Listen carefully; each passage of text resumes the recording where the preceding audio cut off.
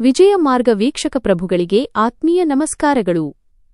ನಾಳೆಯ ಅಮಾವಾಸ್ಯೆಯ ವಿಶೇಷ ದಿನದಂದು ನಮ್ಮ ಜೀವನದಲ್ಲಿ ಧನಾತ್ಮಕ ಬದಲಾವಣೆ ಹಾಗೂ ಅದೃಷ್ಟವನ್ನು ತಂದುಕೊಳ್ಳಲು ಏನು ಮಾಡಬೇಕು, ಯಾವ ವಸ್ತುವನ್ನು ಮನೆಗೆ ತರಬೇಕು ಮತ್ತು ಯಾವ ತಪ್ಪುಗಳನ್ನು ಮಾಡಬಾರದು ಎಂಬುದರ ಸಂಪೂರ್ಣ ಮಾಹಿತಿ ಇಲ್ಲಿದೆ.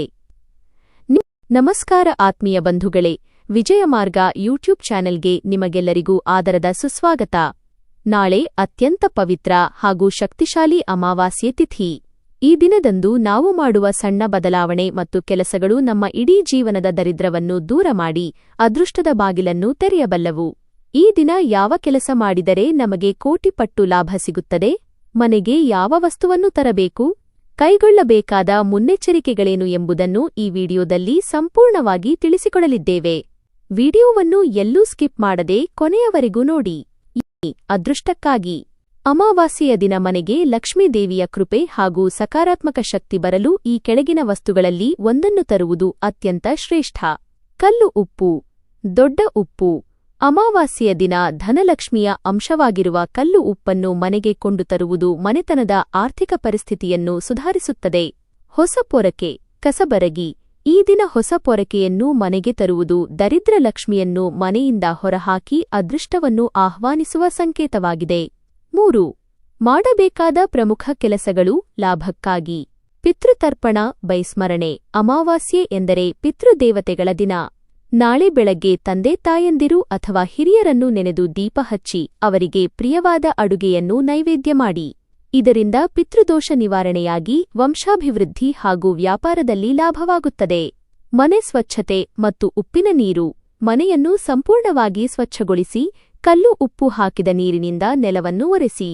ಇದು ಮನೆಯಲ್ಲಿರುವ ನಕಾರಾತ್ಮಕ ಶಕ್ತಿಯನ್ನು, ನೆಗೆಟಿವ್ ಎನರ್ಜಿ ಸಂಪೂರ್ಣವಾಗಿ ಹೊರಹಾಕುತ್ತದೆ. ದೀಪದಾನ ಮತ್ತು ದಾನಧರ್ಮ. ಸಂಜೆ ಸಮಯದಲ್ಲಿ ಮುಖ್ಯದ್ವಾರದ ಎರಡೂ ಬದಿಯಲ್ಲಿ ದೀಪ ಹಚ್ಚಿ. ಅನಾಥರಿಗೆ ಅಥವಾ ಬಡವರಿಗೆ ಅನ್ನದಾನ ಅಥವಾ ಯಥಾಶಕ್ತಿ ಧಾನ್ಯಗಳನ್ನು ದಾನ ಮಾಡಿ. ಇದರಿಂದ ನಿಮ್ಮ ಇಷ್ಟಾರ್ಥಗಳು ಸಿದ್ಧಿಸುತ್ತವೆ. ಹೊಸ್ತಿಲ ಪೂಜೆ.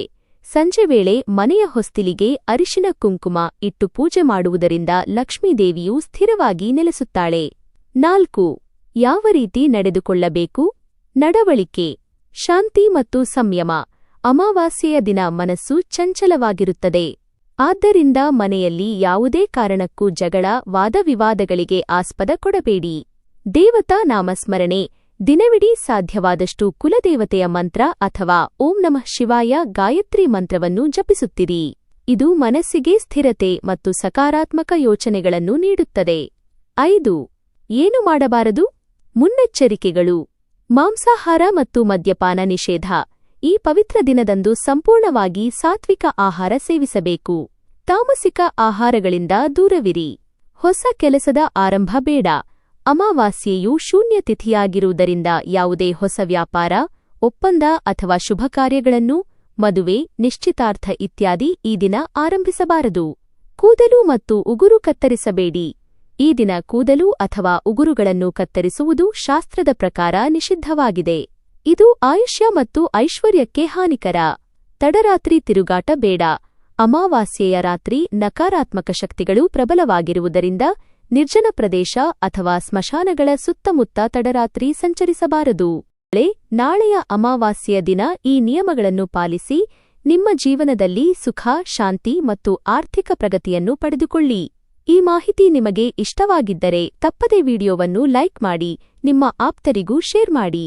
ಇಂತಹ ಮತ್ತಷ್ಟು ಆಧ್ಯಾತ್ಮಿಕ